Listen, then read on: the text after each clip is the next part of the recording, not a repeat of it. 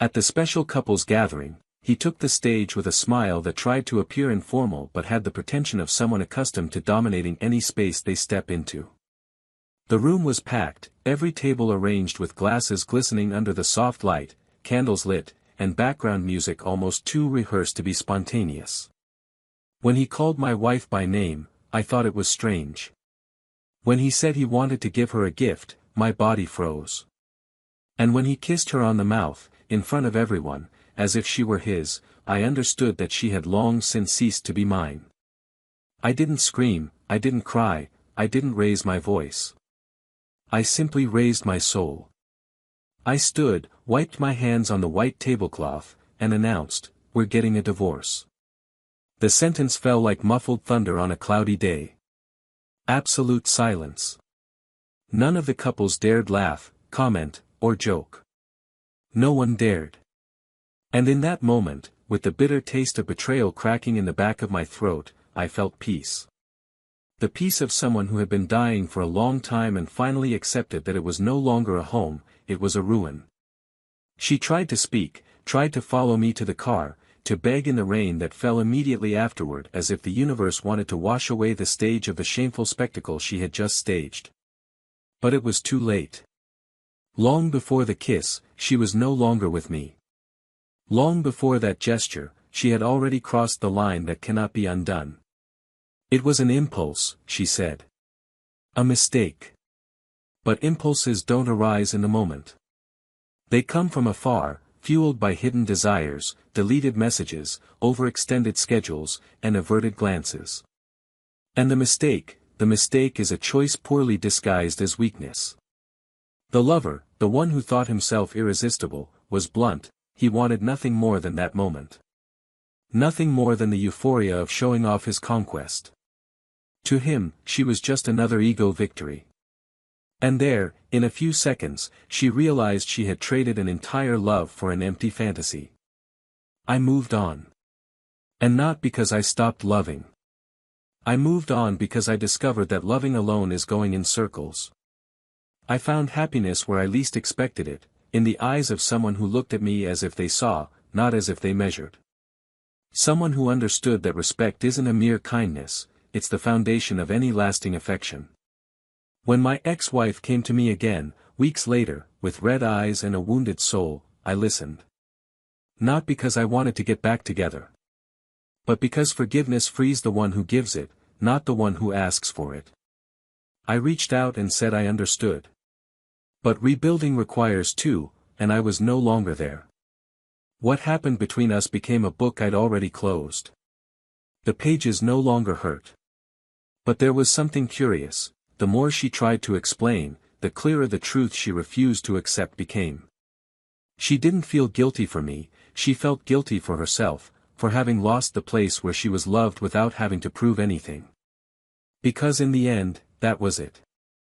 With me, she could be fragile, she could be herself.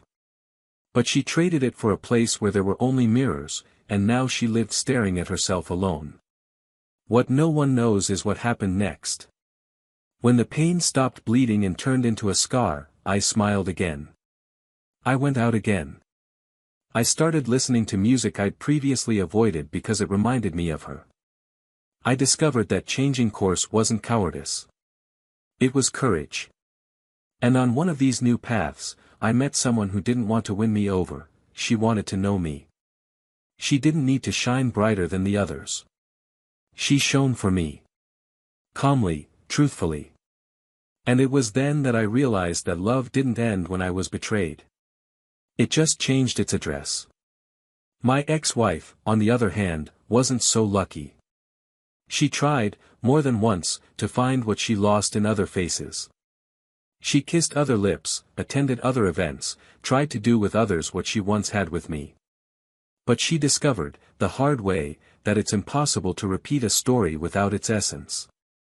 And one day, in a desperate attempt to search for what would never return, she tried to repeat the same gesture that destroyed our marriage. She kissed another man, just like that, out of the blue. On impulse. But there, no one stayed. Not the man. Not the looks. Not the applause. There was only embarrassment. And loneliness. What once seemed like boldness turned into despair. And in that moment, she felt everything I felt in that room, but in silence, without an audience, without a chance for redemption. She came back to me. Not to get back together, but to say she understood now. She said she lost me out of pride, out of vanity, out of that stupid urge to experience what the world portrays as freedom. And that she only discovered the value of what she had when she realized she wasn't special to anyone else. With you, I was unique, she confessed. I believed her. But I didn't go back. Because it didn't hurt anymore. Because the love we had, even true, no longer existed. And loving someone from the past is like trying to fit into a sheet that no longer fits. It doesn't fit anymore. Today, she lives well. Or tries to. She displays an organized life, perhaps to convince others, perhaps to try to convince herself. But there's something in her eyes that doesn't lie. A weariness disguised by makeup. An absence that not even the mirror can fill. Me. I move on. Not with anger. But with the peace of someone who didn't need to hurt to be happy. The funny thing is that, for a long time, I thought the greatest pain of my life had been that betrayal. But it wasn't. The greatest pain was realizing that everything we built together, all the trust, all the little things that made our story uniquely ours, all of that ended without a final hug. Without a sincere apology. Without even a look that said, I was stupid. And yet, perhaps the greatest irony of this story is that it was precisely this pain that pushed me to become my best self. She lost someone who would have stayed forever. And I lost someone who never truly stayed. But what happened in the end, what she did, trying to replicate the same gesture that destroyed everything, is something not even I expected. That's when I understood that regret, when it comes too late, becomes punishment. And redemption, when sought in broken mirrors, hurts more than it saves. And it was exactly at that moment, that everything changed. Welcome to the channel. Here, we do not romanticize and never support any type of betrayal. All the stories told are fictional, but reflect deep emotional truths. Betrayal destroys, corrodes and leaves marks that not even time can erase. Our goal is to show the real consequences of wrong choices and to value what many only realize after they lose it, true love. Prepare yourself. What you're going to hear now is a shocking story, and perhaps, a mirror for many inattentive hearts. Good story. They met on a seemingly unforeseen afternoon, in a corner bookstore where time seemed to slow down. He was absently leafing through an old novel when he heard a low laugh coming from the aisle next door. That laugh was unhurried, uninterested in attention, but it had the effect of stopping everything around them. When his eyes met hers for the first time, there was a lightness there that disconcerted him. It wasn't one of those cinematic encounters with stumbles, books falling, and hands accidentally touching. It was something much quieter and, for that very reason, more memorable. His name was David. She, Emily. And that day, neither of them knew they were beginning a story that for years would be the foundation of what they would call home. David was a quiet man, the kind who listened more than he spoke and rarely interrupted anyone. He worked restoring antique furniture, a passion he inherited from his grandfather and turned into a profession. His hands were marked by years of varnishing, woodcutting, and patience. Emily was a high school literature teacher, passionate about classics and the subtleties most people ignore. She had a way of looking at others that made you feel truly seen. And that was exactly what David felt from the start, that she saw him. Not just listened to him, she saw him. Not with her eyes, but with her soul. She understood him when he couldn't put his feelings into words, and he offered her the calm she never knew she needed. Their relationship was built on small but meaningful gestures. Handwritten letters, lunches in simple places, afternoons reading together on the couch, silences that didn't weigh them down. There was a complicity between them that didn't need to be constantly declared. When they decided to move in together, there were no grand speeches, just the mutual certainty that they were ready. The apartment was modest, but full of details that reflected who they were. Books stacked everywhere, carpentry tools shared space with coffee mugs, pillows with quotes from favorite authors, yellow lights hanging with exposed wires that added charm to the place. It was a home with a unique identity, with a story being written in every everyday gesture. The wedding came after 3 years of living together.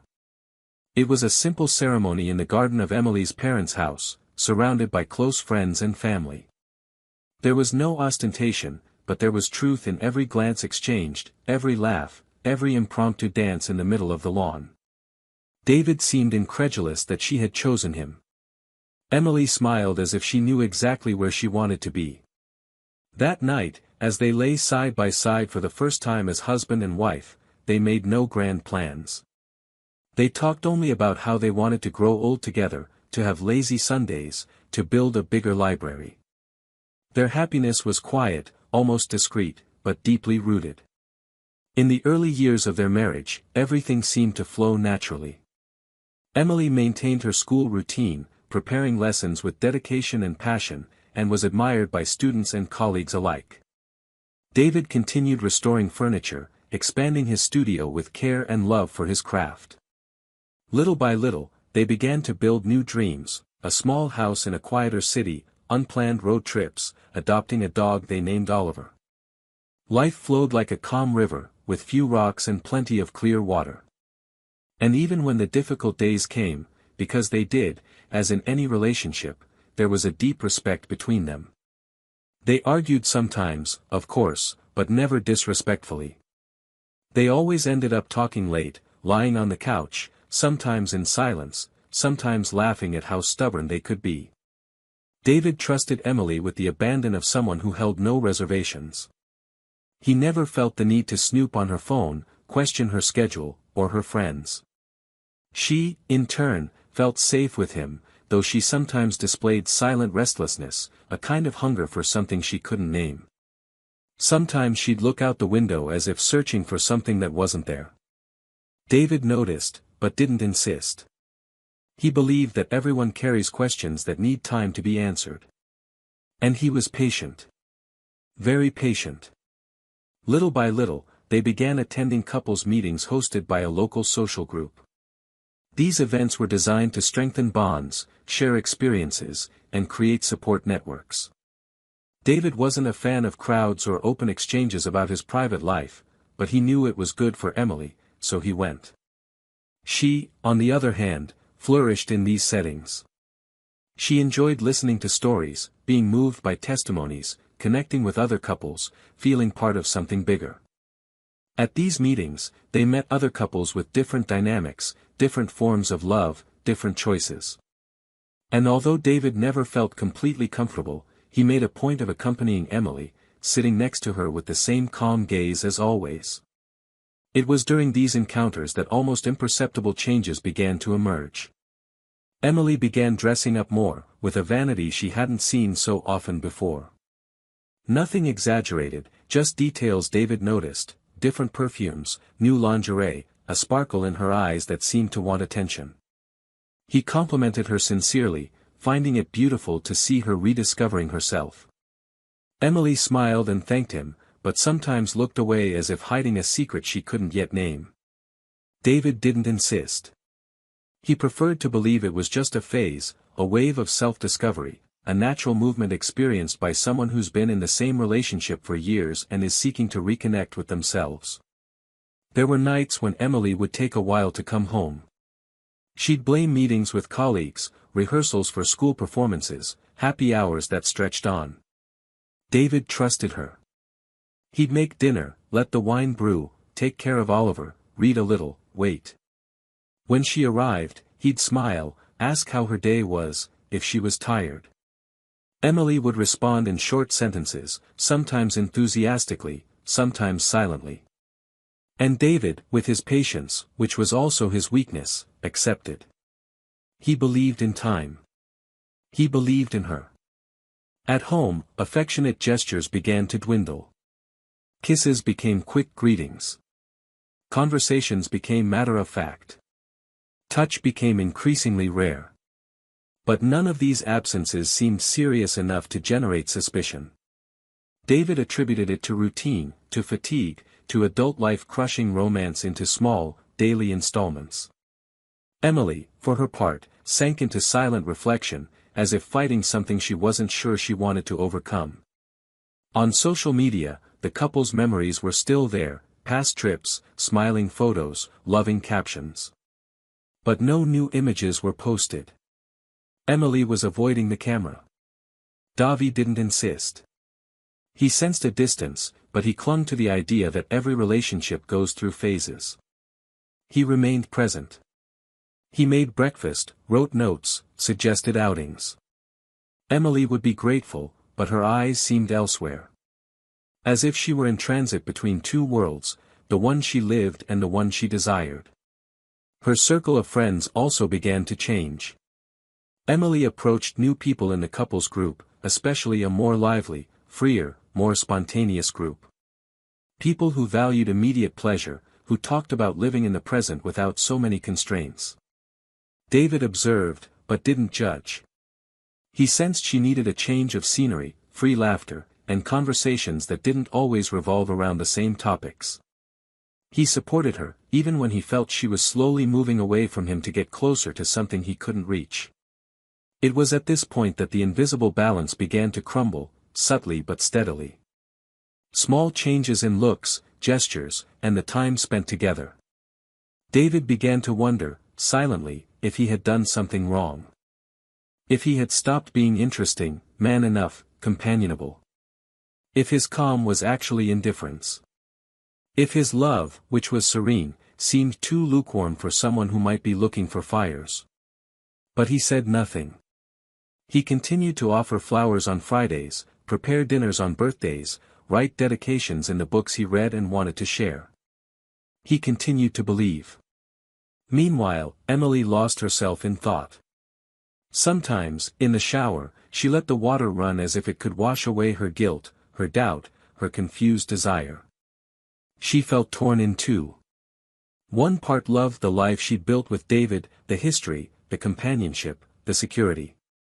And the other part burned with desire for something new, for a different kind of attention, for a spark she couldn't tell if it existed or was just an illusion fueled by the dissatisfaction of someone who'd never learned to handle the lull.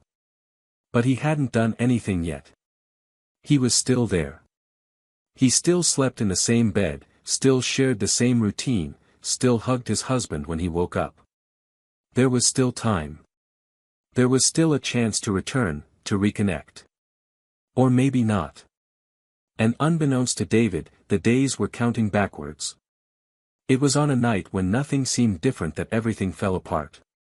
The room was decorated for another of those couples gatherings Emily loved so much, with tables arranged in pairs, warm lights hanging from translucent curtains, and soft music playing in the background, the kind that tries to warm already lukewarm hearts. David was wearing the shirt she'd complimented him on months before, had cut his hair, groomed his beard, applied perfume, and held a smile that insisted on staying. Emily, as always, had arrived looking beautiful. So beautiful that he noticed her more than usual, as if something in him told him her gaze was no longer on him. And indeed, it wasn't. Since the beginning of the night, she'd been exchanging glances with someone across the room, and David saw it. He felt it. But he didn't understand. He preferred not to believe it. When the event's host, a confident, outgoing, and notoriously charismatic man, took the stage with his glass in hand, the room fell silent. He delivered a relaxed speech about the importance of mature love, conscious choices, and freedom within relationships, and it was when he mentioned Emily's name that time seemed to stand still. "I wanted to do something special today," he said, smiling, "and offer a gift to the woman who has illuminated our meetings with her presence, with her energy." Eyes turned to her, discreet applause erupted, but David froze. "Emily, come here." She hesitated. David held her hand for a second, but she let go with a restrained smile. She crossed the room with tense but firm steps. When she reached the stage, he pulled her into a tight embrace. And then, without another word, he kissed her. A kiss that wasn't one of friendship, nor respect, nor naive impulse. It was a kiss of possession, of intimacy, of certainty. The silence that followed was total. Someone dropped a glass. Another cleared their throat nervously. But David's entire world crumbled in a single second. He didn't blink. He simply stood, adjusted his chair, wiped his hands on the white tablecloth, and said, with a serenity that contrasted with the earthquake tearing him apart inside, "We're getting a divorce." And then he left, amid the silence of a crowd that no longer knew where to look. Emily ran after him in the parking lot. She called his name 3 times. She tried to grab his arm, but he just turned and said she didn't need to hear any more. "You made your choice. I just didn't know it was public." She began to cry right there, in the cold concrete. She said she didn't know what came over her, that it was a mistake, that it had all happened too quickly. David didn't answer. He just got in the car and drove away. That night, he didn't sleep. He spent hours staring at the ceiling, listening to the sound of the fan, replaying every look, every silence of the last few months. And it hurt. How it hurt. But a part of him, hidden somewhere in his chest, felt something like relief. The doubt was gone. In the days that followed, she texted, called, and wrote long, desperate emails. David didn't respond. He filed for divorce peacefully, handling all the legal procedures with surgical efficiency. Emily moved into a small rented apartment, taking few things with her. David was left with Oliver, the dog, the books, the furniture, and the emptiness. The routine without her was strange, but it was also silent. And the silence, after so many lies, began to feel like a gift.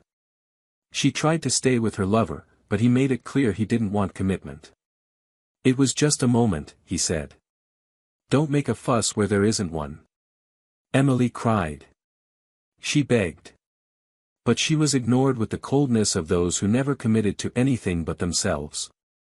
And that's when she understood the depth of the abyss that had been created. She lost everything. And no one wanted to stay to rebuild it with her. Meanwhile, David was slowly starting over. He resumed old hobbies, went on a solo weekend trip, rebuilt his studio, rearranged furniture, and donated old clothes. Did he miss her? Yes. But the longing wasn't for her, it was for what he believed they had. Emily was no longer part of the present. She became a story that ended with a period. And it was at this point in the narrative that the most profound twist occurred. Months later, Emily reappeared. Not to apologize, but to talk. They sat on a park bench, hidden from view, hidden from memories. She told him she still loved him. That she would love him forever. That what they had was real, that she had lost herself for a moment, but that she had never stopped feeling. David listened to her in silence. He looked into her eyes and said, "I thought I would love you forever too. But today I understand that love only survives when it is cared for. And you threw it away." She held his hand, and for a moment, he almost gave in. But then he saw desperation in her eyes, not love. He saw loneliness, not sincere regret. He slowly released her hand and stood up. In the following days, she tried to rebuild her image. She returned to attending events and began dating other men. And it was during one of these encounters, in a bar filled with artificial lights and forced laughter, that she, intoxicated by a mixture of alcohol and regret, tried to repeat the same gesture. She was in front of a young, charismatic, smiling man. In the middle of the conversation, she pulled him by the collar and kissed him. She thought she would get the same response, the same charm, the same adrenaline rush. But the man pushed her away with an expression of revulsion. "Are you crazy?" he asked, adjusting his clothes. The silence that followed was different. It wasn't the silence of surprise, it was one of contempt. People around looked, chuckled quietly, whispered. She ran to the bathroom, closed the door, and looked in the mirror. For the first time, she saw herself as she truly was. Alone. Disfigured inside. Without the gaze of someone who admired her. Without the silent affection of someone who waited for her every night with a hot meal and a smile. And there, in front of her reflection, she understood what she had lost. And that there would be no repeat. There would be no going back. David learned of what had happened days later from a mutual friend. He didn't react with revenge, nor with pleasure. He just sighed. A long, resigned sigh. It wasn't his anymore. But there was something deep in his chest, something that pulsed like a healed scar. A certainty. That love isn't destroyed by a mistake. But by the insistence on denying what was lost. And it was in this certainty that he found love again. Someone who didn't make grandiose promises, but rather sincere gestures. Someone who didn't say, "I love you," every day, but demonstrated it with every care, every touch, every look. With her, he relearned to trust, to laugh, to believe. Not because he wanted to replace the past. But because he understood that the past didn't deserve his future. Emily, in turn, began to carry an emptiness no one saw. On social media, smiling photos. In real life, sleepless nights, half-drunk glasses, and long silences. And deep down, perhaps she knew that the worst punishment wasn't losing him. It was knowing that someone truly loved her, and that she chose to let go. And it was at that exact point that everything truly changed. Because love, when it leaves and never returns, leaves a space that no one can fill. And not everyone gets the chance to feel the weight of what they let slip away. Emily felt it. Every day. Time moved on with the coldness of someone who waits for no one. David's life took shape, taking on new contours, new habits, new serene passions. After the divorce, he spent months in silence, not for lack of words, but because he knew the noise within needed space to be understood. It was during this period that he immersed himself in work, renovating the studio with his own hands, and redoing the rooms in the house with the same dedication with which he had previously tended his marriage. Home ceased to be a museum of memories and became a mirror of who he was becoming. And when he least expected it, he found someone who didn't try to glue the pieces back together, but admired his reconstruction. She appeared as someone who didn't want to heal anything, only to add to it. She had a calm smile, a direct gaze, and a way of listening that required no explanations. It was different. There was no rush, no exaggerated promises. She simply stayed, and that was enough. David allowed himself to love again, but now without illusions of eternity, only with the mature surrender of someone who knows the value of loyalty and presence. Emily, on the other hand, plunged into a silent downward spiral. After the scandal at the event, and after the rejection of the man with whom she tried to repeat the gesture that destroyed her marriage, she lived between desperate attempts to prove she could still be loved and moments of painful introspection. She created a meticulously controlled routine to avoid going crazy. She woke up early, feigned productivity, posted smiling photos, and went on empty dates. But when she lay down at night, emptiness swallowed her. It wasn't David's absence that was destroying her, it was her own absence. She lost the woman she was when she was with him, lost the peace of being accepted without masks. She tried to find replacements, but no new face knew her quirks, no new hand fit like his, no new conversation silenced her fears. The regret wasn't theatrical, it was visceral. It coursed through her, burning every good memory with the acidity of someone who has destroyed something precious with their own hands. Months turned into short years. And it was on a random late afternoon, in a quiet park, that their paths crossed for the last time. She walked slowly, as if hoping to find something without knowing exactly what.